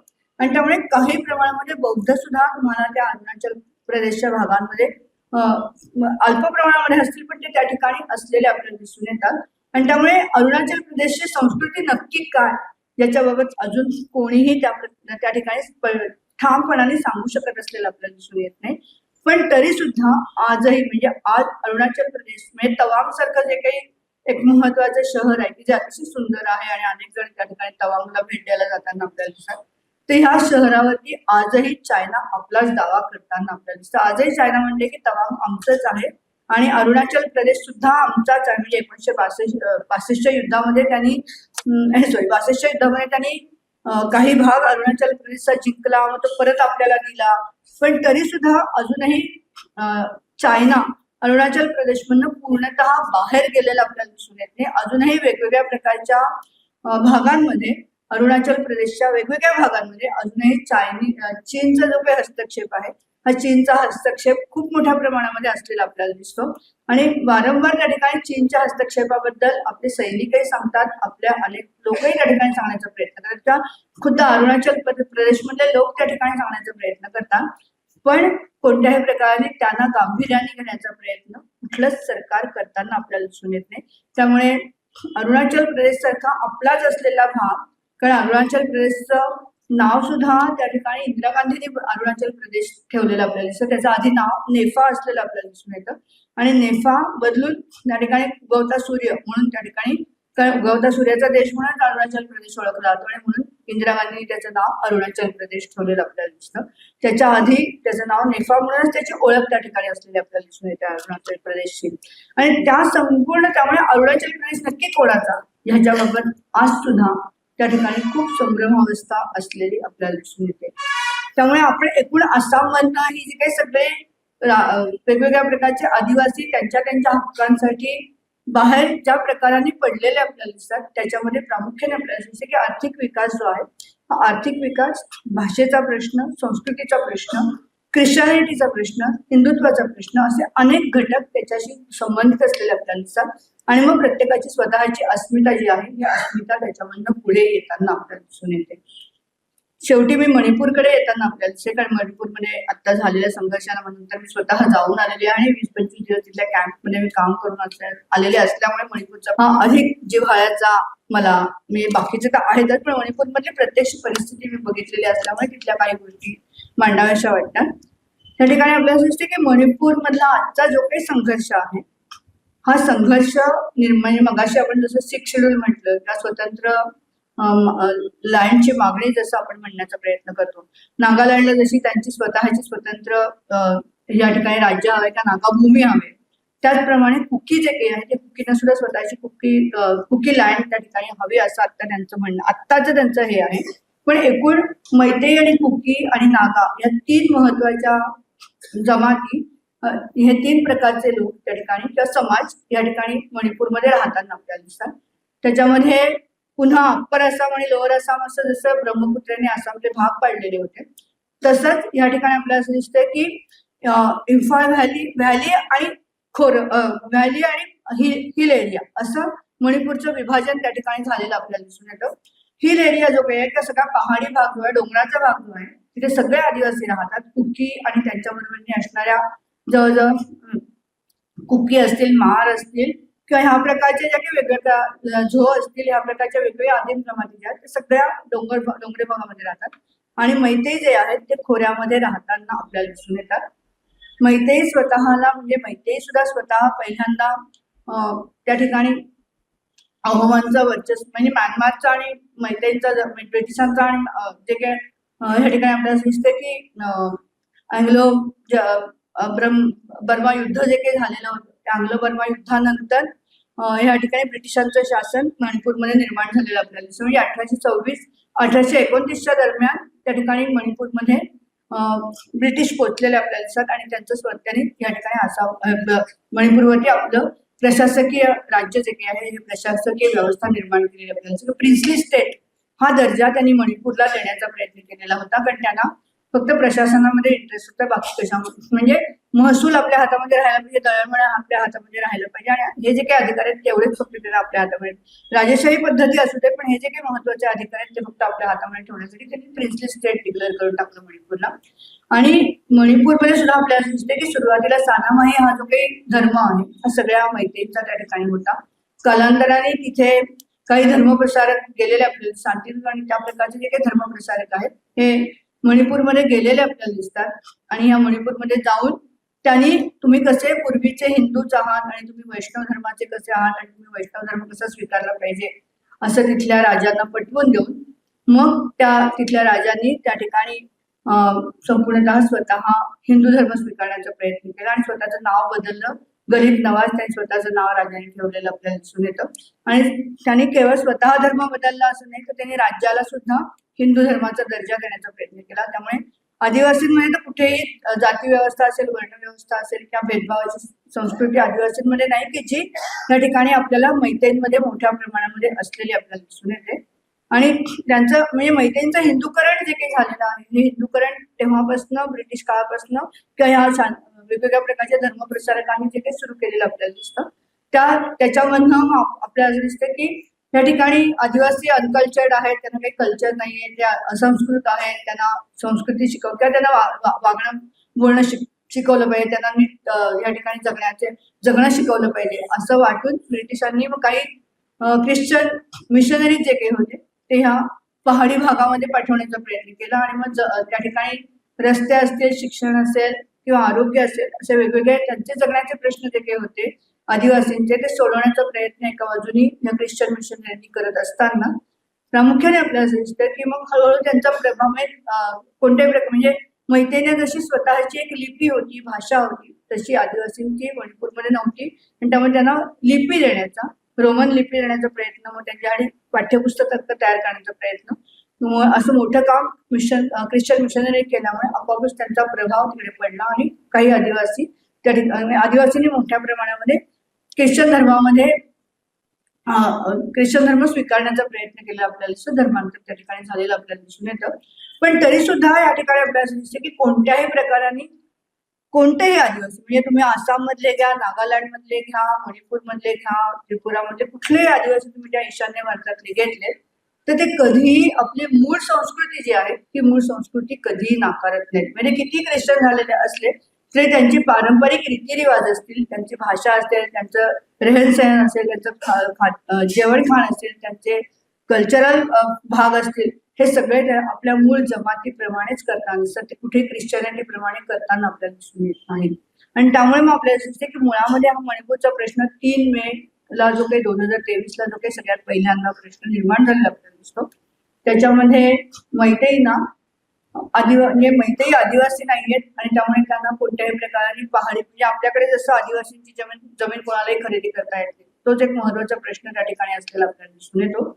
आणि त्यामुळे आदिवासींची जमीन खरेदी करता मैतेईंना येत नाही. एका छोट्या भागामुळे मैतेई सधन आहेत, पण त्यांच्याकडे फक्त 10% खोऱ्यातली लँड आहे आणि जवळजवळ 65% जो काही एरिया जंगल किंवा वनक्षेत्र आहे ते पहाडी भागामध्ये असलेलं आपल्याला दिसत आणि त्याच्यावरती खूप मोठ्या प्रमाणामध्ये हे वेगवेगळे आदिवासी त्यांच्या हातामध्ये ते वनक्षेत्र असलेलं आपल्याला दिसून येतं. आणि त्यांची अर्थातच संख्येने असेल किंवा आर्थिकदृष्ट्या असतील मैतेई अधिक संपन्न, तर मैतेईंची लोकसंख्या 54% आहे आणि सगळे आदिवासी मिळून पहाडी भागातल्या आदिवासींची संख्या फक्त 39% असलेली आपल्याला दिसून येते. हा जो काही फरक त्या ठिकाणी असलेला आपल्याला दिसून येतो, त्यामुळे सगळे रिसोर्सेस म्हणजे सरकार असेल, सगळी प्रशासन व्यवस्था असतील, सगळे आर्थिक अधिकार असतील, सगळ्या वेगवेगळ्या प्रकारच्या शिक्षण व्यवस्था असतील किंवा अन्य व्यवस्था ज्या काही आहेत त्या सगळ्या मैतेईंच्या हातामध्ये आहेत आणि आदिवासींच्या हातामध्ये फारशा प्रमाणामध्ये कोणत्याही प्रकारच्या व्यवस्था असलेल्या आपल्याला दिसून येत नाही. पण तरी सुद्धा तिथली जमीन म्हणजे आज आपल्याला असं दिसतंय की ज्या वेळेला मोठ्या प्रमाणात हे सगळे ईशान्य भारतातले सगळे प्रदेश हे माइन्स असतील, मिनरल्स असतील किंवा वेगवेगळ्या प्रकारची खनिज संपत्ती असेल, या किंवा तेल असेल किंवा अनेक गोष्टी ज्या काही आहेत नैसर्गिक खनिज संपत्ती ज्याला आपण म्हणतो, ह्या तिथे प्रचंड प्रमाणे बॉक्साईटच्या खाणी असतील किंवा प्रचंड प्रमाणामध्ये या सगळ्या गोष्टी असलेल्या आपल्याला दिसतात. आणि ह्याच्यावरची मालकी हा जो काही एक महत्वाचा मुद्दा आहे आणि त्याच्यामुळे जमिनीचा अधिकार हे जे काही आज महत्वाचं ठरायला लागलेलं आपल्याला दिसतं. या ठिकाणी मैतेईंच्या ह्या सुद्धा हे लक्षात आलंय की नाही माहित नाही, कुकींच्या लक्षात येण्याचं जरा अवघडच आहे, पण मैतेईंच्या सुद्धा हे लक्षात आलंय की नाही माहित नाही. मधल्या 2020-21च्या काळामध्ये आपल्याकडे केंद्र सरकारने 150 संसदेमधले खासदार त्या ठिकाणी निलंबित करून टाकलेले आपल्याला दिसतात आणि 150 खासदार निलंबित केल्यानंतर सेंट्रल गव्हर्नमेंटनी महत्वाचे 3-4 कायदे जे आहेत त्या कायद्यांमध्ये बदल केले, ज्याच्यामध्ये माइन्स अँड मिनरल्सचा कायदा असेल, त्याच्यानंतर हवामानाचा कायदा किंवा हवेचा कायदा, प्रदूषणाचा कायदा असेल, त्याच्यानंतर वेगवेगळ्या प्रकारच्या रिसोर्सवरचा अधिकार असेल, हे सगळे कायदे त्यावेळेला बदलले आणि आतापर्यंत राज्य सरकारकडे संपूर्णतः आपल्याकडे असणाऱ्या माइन्स अँड मिनरल्स ज्या काही आहेत त्या भाड्याने द्यायच्या का कोणाला विकायच्या का त्याचं एकूण काय करायचं हे ठरवण्याचा अधिकार राज्य सरकारला होता. तो सगळा केंद्र सरकारने स्वतःच्या हातामध्ये घेतला. आज जवळजवळ मणिपूर संघर्षाला 2.5 वर्ष झाल्यानंतर, 2.5-3 वर्ष झाल्यानंतर मोदींनी त्या ठिकाणी मणिपूरला भेट दिलेली आपल्याला दिसते. त्याचं मुख्य कारण एक तर आसामच्या निवडणुका आणि दुसऱ्या बाजूने आपल्याला दिसते की मोठमोठे प्रोजेक्ट त्या ठिकाणी जे काही त्यांनी लॉन्च केले किंवा जे काही आणण्याचा प्रयत्न G20 साधारणतः 21 वर्षाच्या सुमारामध्ये मणिपूरमध्ये झालेलं आपल्याला दिसतं आणि अनेक परदेशी कंपन्यांशी MOUs करण्याचा प्रयत्न आपल्या केंद्र सरकारने केलेला होता आणि त्याची उद्घाटन करणं हा एक महत्वाचा उद्देश असल्यामुळे मणिपूरच्या लोकांना काय वाटते, त्यांचे काय प्रश्न आहेत, त्यांचं जगण्या किती विस्थापित आहेत, त्यांच्या जगण्याचा काय प्रश्न निर्माण झालेला आहे, याच्यापेक्षा सुद्धा या सगळ्या वेगवेगळ्या प्रकारच्या MOUs मधनं आलेल्या उद्योगधंद्यांचा संपूर्णतः ह्या ठिकाणी त्यांना झेंडे दाखवणं किंवा त्यांचं इनॉग्रेशन करणं ह्याच्यासाठी म्हणून या ठिकाणी आपले पंतप्रधान त्या ठिकाणी गेलेले आपल्याला दिसतात. बाकी मणिपूर विषयी आस्था वाटते. तिथे आज 70,000 लोक विस्थापित छावण्यांमध्ये राहत आहेत. त्यांचे काही प्रश्न त्या ठिकाणी निर्माण झालेले आहेत. त्यांच्या जगण्यात त्यांना कोणत्याही प्रकारचं जगण्याचं साधनच उरलेलं नाहीये. कोणत्याही प्रकाराने शिक्षण म्हणजे आरोग्य असेल, शिक्षण असेल, वेगवेगळ्या प्रकाराने अस्तित्वाचा प्रश्न असेल, या गोष्टीकडे फारसं लक्ष द्यायला त्यांना वेळ असलेला आपल्याला दिसून येत नाही. एक साधारणतः अर्धा तासापेक्षा सुद्धा कमी काळ ते मणिपूरमध्ये असलेले आपल्याला दिसतात आणि त्याच्यातला अधिक काळ ते इम्फाळ एरियामध्येच होते. कुकी एरियामध्ये हार्डली 10 मिनिटाची व्हिजिट त्यांनी केलेली आपल्याला दिसते. कारण विस्थापन, तिथला संघर्ष, तिथला हिंसाचार जाणून घेणं त्यांना महत्वाचं वाटलं नाही. की बहुना तिथले जे काही बीजेपीचे निवडून आलेले आमदार खासदार आहेत हे सुद्धा पंतप्रधानांच्या भेटीनंतर अतिशय नाखुश असलेले आपल्याला दिसतात. आणि ज्या पद्धतीने कुकींना म्हणजे हा संघर्ष ज्या पद्धतीने निर्माण करण्याचा प्रयत्न झाला मैत्री आणि कुकी, त्याच्यामध्ये सुद्धा आपल्याला असं दिसतं की स्थलांतर असेल, म्हणजे आजही नागा असतील किंवा मैतेई असतील हे कुकींना बाहेरचे म्हणतात. ते स्थलांतर करून आलेले आहेत, ते घुसखोर आहेत आणि अशा दृष्टीनेच त्यांच्याकडे बघण्याचा प्रयत्न करतात. आणि त्यामुळे त्यांना आणि मोठ्या प्रमाणामध्ये असणारं संपूर्णतः जे काही अफूची शेती असेल किंवा वेगवेगळ्या प्रकारचे मादक पदार्थांचा व्यापार असेल, या सगळ्या गोष्टी ज्या पद्धतीने मणिपूरमध्ये होताना आपल्याला दिसतात. मणिपूरमध्ये तुम्ही जर का गेलात, कारण मी कुकी एरियामध्ये काम केलेलं असल्यामुळे संपूर्णतः इम्फाळहून कुकी एरियात जात असताना अफूची शेती कशी असेल, किती असेल, पांढरे फुलं फुललेले अपूर्ण हजारो एकर जमीन तुम्हाला त्या एरियामधून जाताना दिसते. आणि हजारो एकर जमिनीवरती जर का अफू तयार होत असेल तर कोणत्याही प्रकाराने किती बंडखोर जमात असू दे, इतक्या हजारो एकरवरती कोणी आपल्या मर्जीने अफू तयार करू शकत नाही किंवा मादक पदार्थांची कुठली त्या ठिकाणी तयार करू शकत नाही. कारण सरकारी आशीर्वादाशिवाय हा होणंच शक्य असलेलं आपल्याला दिसून येत नाही. म्हणजे एका बाजूने त्यांना घुसखोर ठरवायचं आणि दुसऱ्या बाजूने मात्र कुकी मजुरांकडनं अफूची शेती करून घ्यायची, अशा पद्धतीचं एक दुहेरी स्वरूप जे काही आहे ते त्या ठिकाणी असलेलं आपल्याला दिसून येतं. आणि त्यामुळे त्या सगळ्या ह्याच्यामधनं आपल्याला असं दिसतं की बंडखोरी जी आहे ती बंडखोरी दोन्हीकडे आहे. म्हणजे जशी मैत्री एरियामध्ये आहे तशी कुकी एरियामध्ये आहे. पण ह्या ठिकाणी आपल्याला असं दिसतं की साधारणतः 1960-62 नंतर काही हिंदुत्ववादी संघटनांनी जाणीवपूर्वक संपूर्णतः ईशान्य भारतामध्ये जाऊन ज्या प्रकाराने म्हणजे जसं ख्रिश्चनांनी कुकींचं धर्मांतर करून त्यांना ख्रिश्चन केलं, तसंच या ठिकाणी अनेकांचं हिंदूकरण करण्याचा प्रयत्न मोठ्या प्रमाणामध्ये केला जाताना आपल्याला दिसतो आहे.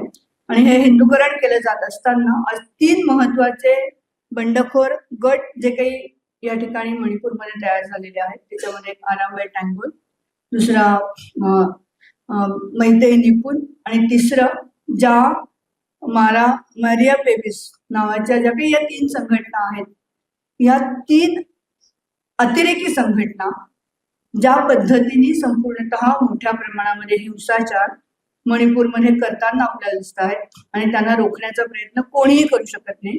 कारण संपूर्ण म्हणजे आता बिरेन सिंग गेलेले आहेत, त्यांना त्या पदावरनं काढून टाकलेलं आहे. पण त्यांचा आशीर्वाद होता, केंद्र सरकारचा आशीर्वाद आहे. कारण आज राज्यसभेमध्ये निवडून गेलेले मणिपूरचे जे काही खासदार आहेत हे स्वतः मोठ्या प्रमाणामध्ये मादक पदार्थांच्या व्यापारामध्ये गुंतलेले आपल्याला दिसून येतात. आणि त्यामुळे संपूर्णतः हा जो काही म्हणजे शेती करायची कुकीनी आणि त्याचा व्यापार करायचा मैत्रिणी, बिटकॉइन जे काय आहे ते संपूर्णतः त्या ठिकाणी ज्या पद्धतीने चालतो, हवाला व्यापार हा मोठ्या प्रमाणामध्ये ज्या पद्धतीने चालताना दिसतो. आणि सगळा म्हणजे आज तिकडचे 6 राष्ट्रीय महामार्ग आहेत.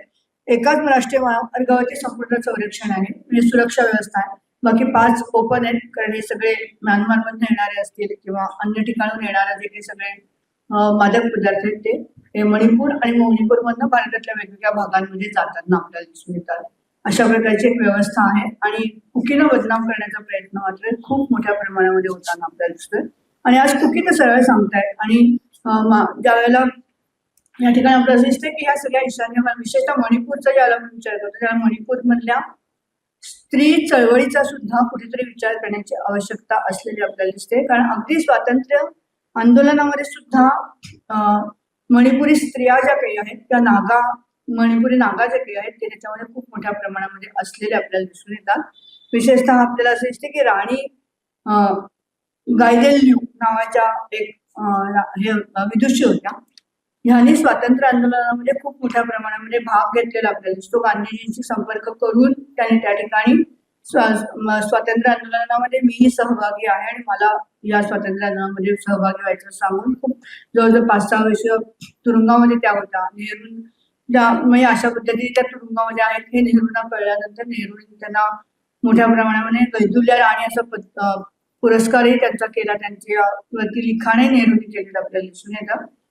पण ह्या आणि त्यांनी सुरू केलेल्या ज्या काही चळवळी होत्या त्या चळवळीमध्ये आपल्याला की त्यांना नुफिलान असं त्या चळवळीला म्हणण्याचा प्रयत्न केला जातो की ज्याला स्त्रियांची चळवळ ह्या अनुषंगाने तो नुफिलान हा मणिपुरी शब्द त्या ठिकाणी असलेला आपल्याला दिसतो. त्या नागा शब्द त्या ठिकाणी असलेला आपल्याला दिसतो. आणि म्हणून मग आपल्याला असं दिसतं की त्यांनी सुरुवातीला ब्रिटिशांविरुद्ध चळवळ केली पण नंतरच्या काळामध्ये त्या तुरुंगातून सुटून आल्या स्वातंत्र्य मिळालं. त्याच्यानंतर त्यांनी ख्रिश्चनिटी विरुद्ध किंवा ख्रिश्चन धर्माविरुद्ध खूप मोठ्या प्रमाणामध्ये ख्रिश्चन धर्माला विरोध केला आणि त्या ठिकाणी त्यांनी हेराका नावाची चळवळ जी काही आहे ती सुरू केली. आणि कोणत्याही प्रकारे आम्हाला ख्रिश्चन धर्म मान्य नाही, ख्रिश्चन म्हणजे या ठिकाणी धर्मांतर होता कामा नये. पण तोपर्यंत अनेक नागांचं धर्मांतर म्हणजे नागांनी स्वखुशीने धर्मांतर केलेलं आपल्याला दिसून येतं. पण त्याशिवाय हेराका नावाची चळवळ त्यांनी केली आणि पण त्यांच्या मृत्यूनंतर त्या हेराका चळवळीचं पुढे काय झालं त्या एकूण स्वरूप कसं होतं त्या आंदोलनाचं ह्याची कुठेही माहिती नंतरच्या काळामध्ये मात्र कुठेही उपलब्ध होताना आपल्याला दिसून येते. त्या एक 5-6 वर्षाच्या पिरियडमध्ये ती चळवळ संपूर्णतः या ठिकाणी धर्मांतर म्हणजे ख्रिश्चन धर्मात विरोधी चळवळ त्यांनी उभी करण्याचा प्रयत्न केला आणि त्याचाच फायदा घेऊन जे काही आज मोठ्या प्रमाणामध्ये ज्या वेगवेगळ्या प्रकारच्या उजव्या विचारसरणीच्या संघटना ईशान्य भारतामध्ये आहेत त्यांना राणीमाचा दर्जा जो काही आहे तो राणीमाचा दर्जा त्या ठिकाणी देण्याचा प्रयत्न केलेला आपल्याला दिसतो. आणि त्या ख्रिश्चन विरोधी असल्यामुळे आपोआपच त्यांना तो दर्जा देण्याचा प्रयत्न त्या ठिकाणी उजव्या विचारसरणीच्या लोकांकडून झालेला आपल्याला दिसून येतो. हे एका बाजूने जसं आहे तसंच आपल्याला असं दिसून येतं की जवळजवळ इमा मार्केट जे काही इम्फाळमध्ये आहे ते 500 वर्ष जुनं त्या ठिकाणी असलेलं आपल्याला दिसतं. आणि 1803-4 मध्ये खूप मोठ्या प्रमाणामध्ये अँग्लो बर्मन ज्या वेळेला युद्ध चाललं होतं त्याला अँग्लो बर्मन युद्धामध्ये मणिपुरी स्त्रियांनी मोठी भूमिका त्या ठिकाणी घेतलेली आपल्याला दिसते.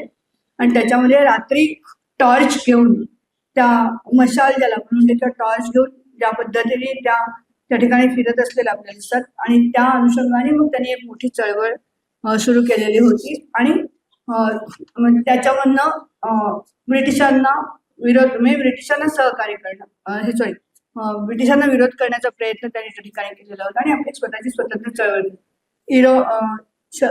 इरोम शर्मिलाचं उदाहरण आपल्या सगळ्यांना माहिती आहे की जो काही या ठिकाणी आर्म फोर्स ऍक्ट आलेला होता त्याच्या विरुद्ध मोठ्या प्रमाणामध्ये जवळजवळ 20-21 वर्ष लढण्याचं काम इरोम शर्मिलाने केलं. त्यावेळेला ह्या मॅरिया पेबिस असतील किंवा ह्या सगळ्या चळवळींनी त्यांना खूप मोठ्या प्रमाणात मदत केली.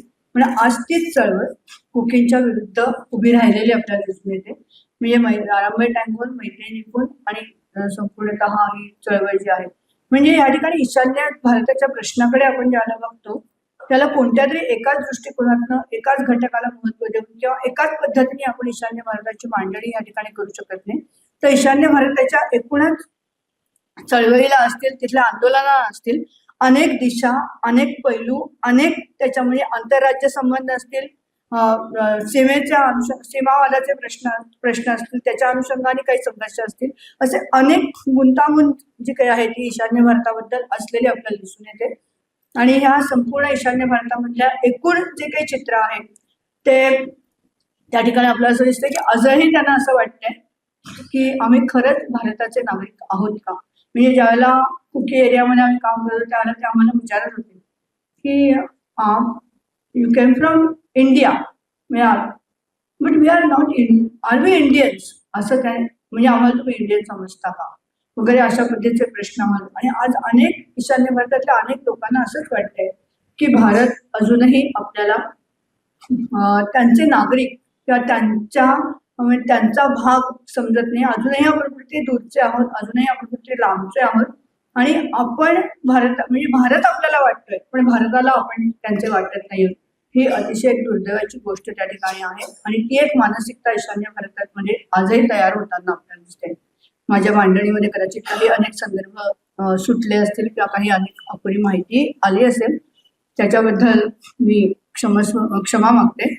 पण ह्या ठिकाणी ह्या व्याख्यानमालेमध्ये येऊन मला बोलण्याची संधी दिली त्याच्याबद्दल श्रमिक प्रतिष्ठान आणि सगळ्या त्यांची जी काही सगळी टीम आहे त्या सगळ्या टीमचे मनपूर्वक आभार. आणि मला बोलण्याची संधी दिली आणि माझं शांतपणे ऐकून